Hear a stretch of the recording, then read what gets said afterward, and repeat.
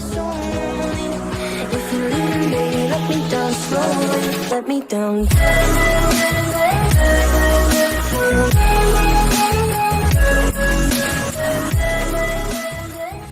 What movie beat you up mentally? What's eating Gilbert Grape? I grew up in a very similar situation, like spookily similar, just a lot less good looking. My mother was overweight and I just knew she was gonna die in our old house like that. Scared the beep out of me. Aw man, this is my favorite movie. I can imagine how sad that must have been for you, though. Have you watched it later in life? And I hope that your mother is doing well. My mother pulled out of it, thankfully. She lost a lot of weight and is now doing exactly what she wants as an RN. I have rewatched the movie since the last time many years ago and nearly cried. The only thing I did different was I went with the girl in the end. I've lived over 900 miles from my family since then. The Deer Hunter. The movie just gets crueler and harder to watch. Flowers in the Attic. I was terrified of my mother poisoning me growing up. Beat up shit. Oh yeah, literally all of her books are beat right up. P. Sure V.C. Andrews Raleigh has a thing for incest and non-con rape. My mom had a lot of her books and my child brain was imploding the entire time I read them. Seriously, where were our parents? I read those books when I was like 11. Why did they not stop me?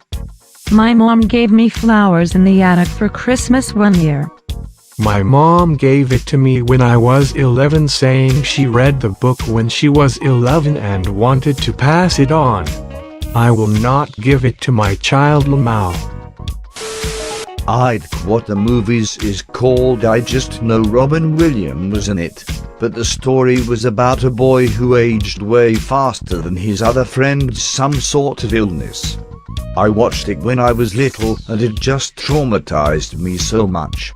I can still remember watching the end scene, where the boy looked like a senior even though he just graduated and he looked so sad.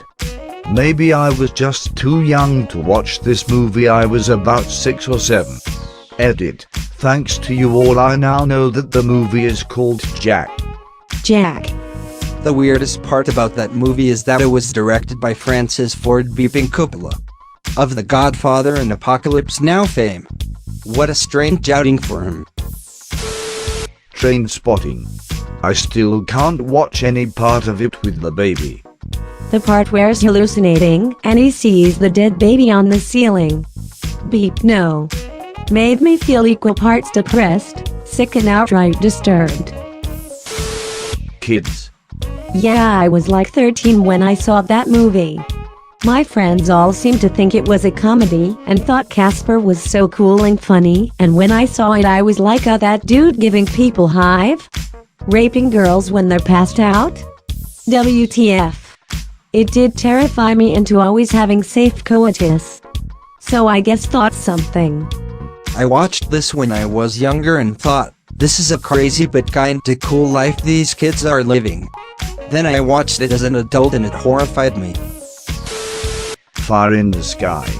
I saw this when I was 8 or 9. I walked into my aunt's room during the operating scene. Anything and everything that dealt with aliens freaked me out. When Unsolved Mysteries and the X-Files theme songs came on, I would lose my mind and become really scared. The ending of this movie still contains the best alien abduction sequence in all of movie history, Imho. This movie gave me beeping nightmares as a child. I was like 6 when I saw it. That beep scarred me. While I was never genuinely horrified by it or anything, single quote "The Brave Little Toaster" had some pretty morbid moments. It went from happy, cheesy and generic kids movie to car genocide, killer clowns and themes of becoming obsolete and worthless. It's not the most scarring film out there, but it definitely wasn't what I was expecting for a movie about household appliances. Watership Down. My parents thought it's just a cartoon movie. Surely fits for a 7-year-old. I still don't want to watch the movie again, and I'm turning 29 next Sunday. A cartoon about bunnies, what is the harm in that? Death everywhere. When I was a kid, our local video rental place was owned by a guy who thought anything that was animated should go in the kids section. That's how I ended up watching heavy metal, wizards, Watership Down, When the Wind Blows. When the Wind Blows is one of the most depressing movies I've seen, but it's beautifully animated. I remember when I was little we were at a big family get-together, and at some point the parents thought it would be a good idea to put the kids in front of the TV for a while to keep us quiet, as they saw in the TV guide that some animated movie was on. We kids indeed ended up very quiet and wide-eyed. The movie was When the Wind Blows. The grown-ups didn't notice until it was finished. We were horrified. Grave of the Fireflies. Best movie I'll never watch again. I was looking for someone to mention this one. They released it at one of the theaters in town for a special Ghibli movie week. Never had watched it before but heard good things about it. Went in to go watch it, and not even 5 minutes in it pulls on my heartstrings so hard. During the whole movie I held on to a glimpse of hope, but only to be crushed mercilessly at the end. It did an amazing job at portraying the horrors of war in an animated setting. The worst part is that it's autobiographical. In reality, the brother lives and goes on to write the book the movie is based on.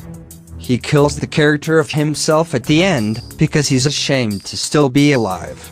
He had never forgiven himself for surviving. I saw this movie in college 12 years ago, and to this day, I still can't think of the scene with the candy without fighting back tears. I remember watching Hotel Rwanda as a freshman at my private hip school. Embarrassed me because I realized the world wasn't even close to the way I thought it was. We were watching that in history class. One kid, one of the classic school beeping bully types, muttered under his breath, "Damn NRS deserve to die." The teacher overheard, and holy beeping beep, that was the angriest I have ever seen another person. Kid was only saved from permanent expulsion because we were his last chance school. We were his last chance school. I can see why. Sounds like a kid beeper. Irreversible. What has been seen cannot be unseen.